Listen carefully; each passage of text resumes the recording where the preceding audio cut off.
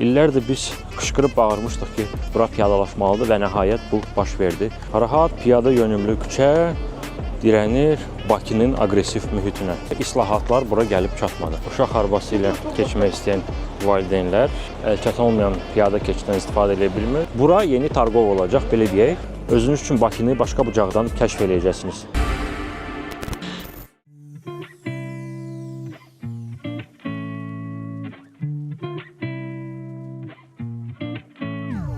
Dostlar salam. Deyin görüm, bax arxamda gördüyünüz bax bu gözəl, yaşıl mənzərəni, bax bu fəvvarələr meydanını yenidən parking, sürətli yol, avtomobil yönümlü, səs-küylü, tıxaclı görmək istəyərdiniz. İnanmıram ki, cavabınız hə olsun. Amma əvvəllər həqiqətən belə olub. Bax fəvvarələr meydanı, Bakının əsas piyada küçəsi olan Nizami küçəsi əvvəllər sırf avtomobillər üçün dizayn olunub. Təxminən olaraq bir 20 il bundan əvvəl, 20-25 il bundan əvvəl bir qərar verilib ki, bax bu küçələr sırf Bakının tarixi mərkəzidir və mütləq bunlar piyadalara verilməli idi və belə siyasi iradə yarandı ki, bəli, biz bu küçələri tam olaraq transformasiya eləyək və bugün Fəvvarələr meydanı, Nizami küçəsi və digər tarixi mərkəzi küçələr ki, hansılar ki, bugün biz sizinlə gəzəcəyik, Bakının bir simvoluna çevrilib, bir landmarkına çevrilib, belə deyək.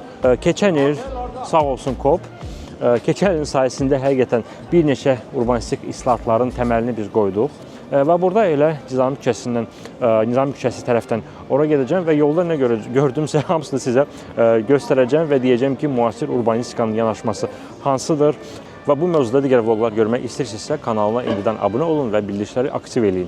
Artıq burada YouTube-da sayımız 20.000 oldu və 20.000 nəfər ən azı urbanistika mövzusu ilə maraqlanır, bu vloqlara maraqlanır. Bu da məni çox sevindirir. Yavaş-yavaş bizim düşüncəmiz daha müasir olacaq bu vloqların sayəsində. Və mənə dəstək göstərmək istəyirsinizsə, mənim komandama dəstək göstərmək istəyirsinizsə, bax, Patronda və Ko-Fialda da iyanələr göndərə bilərsiniz. Eyni zamanda bonus olaraq da Patronda bizə qoşulan izləyicilər videolar daha tez görür. Ən birincisi onlarla paylaşıram.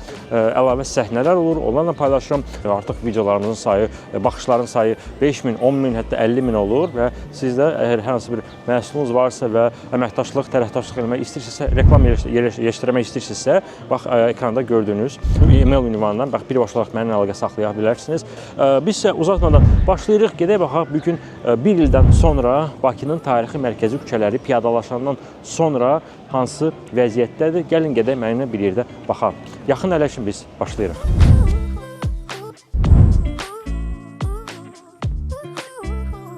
Və deməli dostlar, bu küçəni tanımamış olmarsınız, Nizami küçəsi el arasında Targov edilən bir küçədir. Bakının ən gəzməli, görməli yerlərdən biridir, küçələrdən biridir. Ən çox piyada axını, xüsusilə turistlər cəhətdən bax, burada insanlar gəlir, burada istirahət edir, gəzir.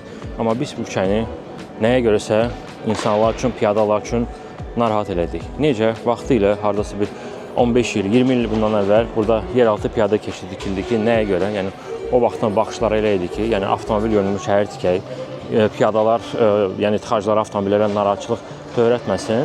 Amma nəticə necə oldu? Bakıda tıxaclar necə var idi, elə də qaldı, hətta daha pis oldu. Amma biz nə etdik? İnsanlara və piyadalara böyük narahatlıq törədik, xüsusilə də az mobilli insanlar üçün. Bax, sadəcə bu keçidə baxın da. Görürsünüz, burada nəinki pandus əlçatan deyil. Görürsünüz, yəni belə bucaqda pandus olmur. Eyni zamanda burada hətta pandusun qarşısında əlavə pillə yaratdıq. Yəni maksimum narahat piyada keçidi hansıdırsa, Bakı mərkəzində məncə elə budur. Yəni müstəqil şəkildə burada bir piyada, bir əl arabasında olan bir insan keçə bilməyəcək. Bu bucağına baxın. Yəni belə piyada keçidi olmur. Nəticədə nə görürük? Bax, bu Səmədovun küçəsində, indi kadrlarda görəcəksiniz, bir çox insanlar sadəcə yerin üstü ilə keçir. Yəni kimsə deyə bilər ki, orada eyni səviyyə piyada keçidi var. Bəli, Lev Tolstoy küçəsində görürsünüz, orada uşaq arabası ilə belə hərəkət edən valideynlər var. Amma nəyə görəsə Lev Tolstoy küçəsində, yəni o küçədə eyni səviyyə piyada keçidi var, amma Bakının əsas piyada küçəsində eyni səviyyə piyada keçidi yoxdur. Yəni bu biraz absurd səslənir. Yəni mütləq şəkildə bax burada piyada zebrası bərpa olunmalıdır, vaxtı ilə var idi. Yəni bu küçə konkret olaraq deyir ki, Bakı avtomobil yönümlüdür. Bu düşüncə, bu infrastruktur mütləq dəyişməlidir. Baxın dostlar, tipik misal, burada uşaq arabası ilə keçmək istəyən valideynlər əlçatan olmayan piyada keçiddən istifadə edə bilmir və özünüz görürsünüz ki, yerin üstünə keçir. Bura mütləq eyni səviyyəli piyada keçidi lazımdır. Deməli, Səməd Rum küçəsindən bax bu kiçik bax bu isə Rus Dram Teatrına çatmamış və nəyə görəsə islahatlar bura gəlib çatmadı. Yəni bax bu kiçik bir 100 metrlik, 150 metrlik yol nəyə görəsə piyadalaşmadı. Yəni burada necə var idi parking, ödənişli parking, asfalt elə də qaldı. Amma dostlar, urbanistikada və iqtisadiyyatda, yəni bu elmlə məşğul olanlar sizə təsdiqləyər ki, küçə nə qədər piyada yönümlü olsa, o qədər insanlar üçün daha cəlbedici olur və burada da yanan bax bu 10-20 avtomobil əvəzinə burada yüzlərlə piyadalar gəzə bilər və həmin piyadalar da elə bax bu restoranlara, kafelərə gələ biləcək və beləliklə şəhərin bu küçəsini biz daha faydalı istifadə edə biləcəyik, daha səmərəli istifadə edə biləcəyik. Ona görə bir çox şəhərlər bu gün məhz piyada yönümlü istiqamətində inkişaf eləyir. Bakının əsas strategiyası da budur və hətta buradakı restoranlar, kafelərlər qətiyyən buna etiraz eləməsinlər. Çünki bura piyada yönümlü bir küçə olsa, heç olmasa Shared Street bir ortaq küçə olsa, qat-qat daha çox bu restoranlar və kafelər qazanacaq. Yəni özünüz baxın da, rahat piyada yönümlü küçə dirənir Bakının aqressiv mühitinə. Bu küçə piyadalaşmalıdır da, razılaşın. Və gəldik, çıxdıq Bakının bəlkə də ən yaxşı piyadalaşma nümunəsinə son bir il ərzində. Bura Malakan bağıdır və heç inanarsınız ki, burada cəmi bir il ərzində hər yerdə parking idi. İndi hər yerdə ictimai məkan. Görün bura necə gözəlləşib. Xaqani bağının ətrafı. İllərdir biz qışqırıb bağırmışdıq ki, bura piyadalaşmalıdır və nəhayət bu baş verdi. Görün indi bura necə gözəl, necə sakit və necə insan dolu bir ictimai məkana burada çevrilib. Görürsünüz, turistlər, uşaq arabasında hərəkət edənlər. Bax, bir il bundan əvvəl biz burada gəzib vlog çəkirdik. Bu küçələr təzə piyadalaşanda burada hələ asfalt idi, avtomobillərin girişi qadağan idi, amma piyada mühiti hələ də yaradılmamışdı, yenidən qurma işləri aparılmamışdı və sadəcə bu kadrlara baxın və əvvəlki kadrlara baxın. Görün küçə necə gözəlləşib, necə yaşıllaşdırılıb və necə daha çox insan bura cəlb edir. Mən sizə sadəcə indi ekranda göstərərəm ki, əvvəl bu küçə necə olub və indi necə oldu. Özünüz müqayisə edin. Hansı Bakıda yaşamaq istəyərdiniz? Və gəldik, çıxdıq bəyənmədiyim məsələyə. Burada, bax, bu Üzeyir Hacıbəyli küçəsidir və burada yenidən qurma işləri aparandan sonra küçənin bu hissəsinə əl vurmadılar, olduğu kimi 3 zolaq qaldı və burada belə kiçik drop-off zona yaradıldı. Yəni, sadəcə sərnişinləri mindirib düşürtmək üçün, misal üçün, taksilər üçün. Amma və nişan da elə onu deyir ki, burada durmaq olmaz, amma dayanmaq olar. Yəni, sərnişini düşürdürsünüz, 1 dəqiqə, 2 dəqiqə düşürdüb, yolunuzu davam edirsiniz, amma faktiki olaraq bura parkinqa çevrilib. Baxmayaraq ki, orada yerüstü parkinq var. Çox mərtəbəli, 5-6 mərtəbəsi parkinqdir. Buna baxmayaraq yenə də insanlar burada sırf parkinq üçün bunu istifadə edir. Burada drop-off zonada ümumiyyətlə zibil qabları yerləşdirilib. Əslində burada sərnişinləri mindirib düşürtmək üçün nəzərdə tutulan bir məkan olmalı idi. Burada zibil qabları yığılır və nəticədə görürsünüz ki, taksi, ümumiyyətlə digər avtomobillər sərnişinlərin yolun kənarında düşürdür. Və gəldik, çıxdıq Şənbə bazara bağlanan şəhərin mərkəzi küçələri, tarix mərkəzi küçələri, bazar günü çəkilən bu videonu və görürsünüz burada dibçəklər düzülüb ki, avtomobillər buradan daxil olmasın. Bura daxil olan avtomobillər isə deyilənə görə Şənbə bazardan əvvəl, yəni ta ki 5-ci gün, 4-cü, 5-ci gün, yəni cümə günü daxil olub və sonra çıxmağa çatdırmayıblar, belə deyək. Və yaxud da ki, burada sakinlərin avtomobilləridir, onlar bura daxil ola bilər. Və özünüz görürsünüz ki, insanlar piyada gəzir, yəni küçədə avtomobil yoxdur, daha çox bura bəlkə də Targovi küçəsi kimi oldu, xüsusilə nəzərə alsaq ki, burada daşla döşənilib. Amma əfsuslar olsun ki, bir il ərzində demək olar ki, burada heç bir infrastruktur işləri görülmədi. Və bəlkə də bir gün bu küçə tam olaraq piyadaların ixtiyarına veriləcək və bax bu məhəccərəyə heç bir ehtiyac yoxdur. Yəni bu məhəccərənin mənası nədir burada? Yəni zaten bax burada səkiyə belə ehtiyac yoxdur belə. Yəni burada tam olaraq piyada yönümlü bir küçə yaratmaq olar, ortaq küçə yaratmaq olar. Məhəccərə yığışdırırsınız. Gözəllik, ağaclar ola bilər. Kimsə hansısa restoran, hətta burada bu geniş küçədə kiçik bir stollar qoya bilər çölə. Bəli, bu okeydir, normaldır. Əgər küçənin eni buna imkan verirsə, əgər piyadaların yolu bağlanmırsa və mən sizi əmin edirəm ki, siz Bakılı olsanız belə Şənbə bazar bu küçələrdə gəzirsəniz, özünüz üçün Bakını başqa bucaqdan kəşf edəcəksiniz. Bilmirəm, tanıyırsınız yoxsa yox. Bax, bura Tağıyevin ev muzeyidir. Bax, bu tarixi bina. Hacı Zeynalabdin Tağıyev burada yaşamışdı. Binanın memarı Yosif Qaslavskidir. Və fikir verin, bu haqda keçən bloqda təkrarlamaq istəmirəm, Dilgəm danışmışdı. Bax, bu jalüzlər haqqında, bina haqqında, balkonlar haqqında orijinal şəkildə bax bu yaxşı, gözəl saxlanılıb və Bakının mərkəzində, tarixi küçələrində bir çox belə simvolik olaraq, belə deyim də, çox böyük memarlıq dəyəri olan binalar saxlanılıb və mütləq gəlib bax buranı gəzin. Dostlar, və mənə hətta elə gəlir ki, bax bu küçələrdə təzə-təzə daş salınanda 10 il bundan əvvəl, bəlkə də 15 il bundan əvvəl bax bu küçələrdə bəlkə də bir planlar var idi ki, bunu tam olaraq bağlasınlar, piyadalaşsınlar. Amma o vaxt Bakı Şəhər İcra Hakimiyyətinin bəlkə də buna cürəti çatmadı. Ona görə bax bura qədər işləri gördülər, amma bura artıq girmədilər. Baxmayaraq ki, bax bu da birbaşa olaraq şəhərin tarixi mərkəzi küçələridir və burada istirahət günlərində piyadalaşır, amma nəyə görəsə bura asfaltdır. Və hətta fikir verin, burada asfalt olduğundan bir o qədər də insanlar üçün cəlbedici deyil. Sadəcə müqayisə edin. Baxmayaraq ki, bax bu da tarixi mərkəzi küçələrdən biridir və oradan da digər küçəyə keçmək olar. Dostlar, burada eyni zamanda belə bir maraqlı köhnə nişanlama qalıb. Yəni parking zonaları, amma burada hərəkət zolağıdır. Amma burada hərəkət zolağı sanki təyyarə üçündür. Qırıq-qırıq xətlər düz yolun ortasındadır. İndi başa düşürəm də, əvvəl burada parking zonaları yox idi. Amma indiki şəkildə yəni bunları silmək də olardı. Yəni bizdə Bakıda xüsusi bir avtomobillər gəlib ki, bu zolaqları silir və hərəkət zolağı nişanlaması belə olmamalıdır da. O sonra deyirlər ki, sürücülər bizdə bax zolaqlara riayət eləmir. İndi bax belə şəkildə xüsusilə bir şəhər mərkəzinə söhbət gedirsə, yəni belə zolaqlar olmamalıdır. Dostlar, bura isə İslam Səfərli küçəsidir. Fəvvarələr meydanının davamı olan və bura Bakıda növbəti piyada küçəsi hansı olacaq? Bax bu küçədir, sizinlə onu göstərəcəm. Bura İslam Səfərli küçəsidir. Bu haqda dəfələrlə planlar açıqlanıb. Bu haqda biz Dilgəmlə də danışmışdıq və qeyd eləmişdik ki, bax bu İslam Səfərli küçəsi istər Fəvvarələr meydanından gələn hissəsi, istər digər tarixi mərkəzi olan küçələrdən gələn bir hissəsi bax burada piyadalaşacaq. Yəni belə bir planlar var. Bunu hələ Bakı Nəqliyyat Agentliyi açıqlamışdı hələ bir neçə il bundan əvvəl. Bilərsiniz ki, niyə İslam Səfərli küçəsi, digər küçələr deyil? Ümumi olaraq deyim ki, bəli, digər küçələrdə, tarixi mərkəzi küçələrdə piyadalaşmalıdır, insan ömrü olmalıdır. Amma bu küçə birbaşa olaraq Qış Parkına gedir, birləşir və beləliklə Qış Parkını biz Fəvvarələr meydanı ilə birləşəcəyik vahid böyük bir piyada yönümlü küçə ilə. Bura yeni Targov olacaq, belə deyək.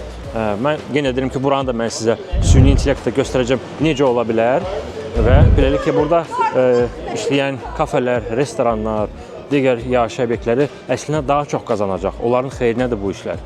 Eyni zamanda bax bu küçədə olan gözəl tarixi memarlıq abidələri var. İnsanlar da onları özləri üçün kəşf eləyəcək və yenə də bu islahatlar yalnız şəhərin xeyrinə işləyəcək. Və qeyd edeyim ki, həm İslam Səfərli küçəsidir ki, bu Qış Parkına birləşir. Eyni zamanda bax bu ara küçələrdə rahatlıqla piyadalaşa bilər. Ya da ki, heç olmasa ilkin mərhələdə bu Share Street edilməlidir. Yəni burada o vaxt səhv eləmirəmsə Bakı Şəhər İcra Hakimiyyəti buna yenidən qurma işləri aparıldı, amma yəni belə yenidən qurma olmur da. Yəni bax burada bax bu dirəklərin nə mənası var? Yəni buradan zaten insan keçə bilmir də. Yəni bunu tam olaraq böyük bir piyada zonası eləyin, ortaq küçə eləyin. Dostlar, mən başa düşürəm ki, bu video baxanların arasında heç də hər kəs mənimlə razılaşmaya bilər. Yəni deyə bilərik ki, avtomobillər isə necə narahatlıq törədir. Yəni avtomobillər də qalsın, piyada infrastrukturda qalsın, yaradılsın.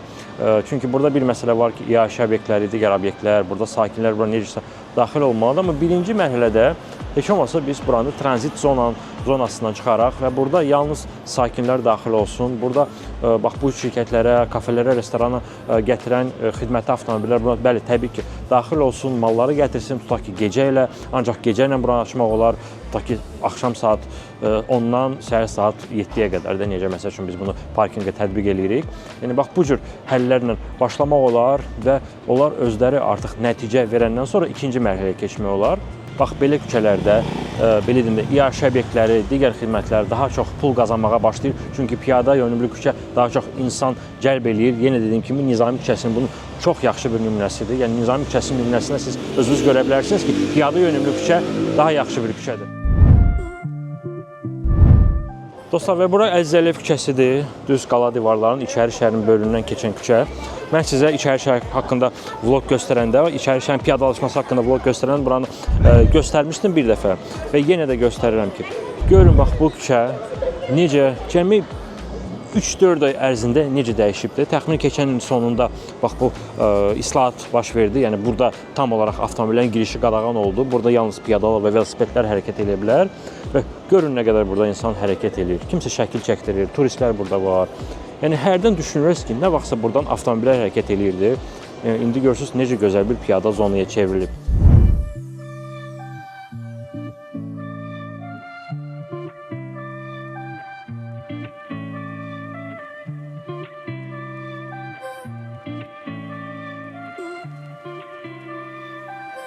Bu qədər dostlar, sizə qısa olaraq deyim ki, hər zaman Bakının tarixi mərkəzi küçələrində gələndə ağlıma bir fikir gəlir ki, baxmayaraq ki, bir çox vloqlarda biz danışırıq, deyirik ki, səkimiz yoxdur, yəni eybəcər novostroykalar tikirlər.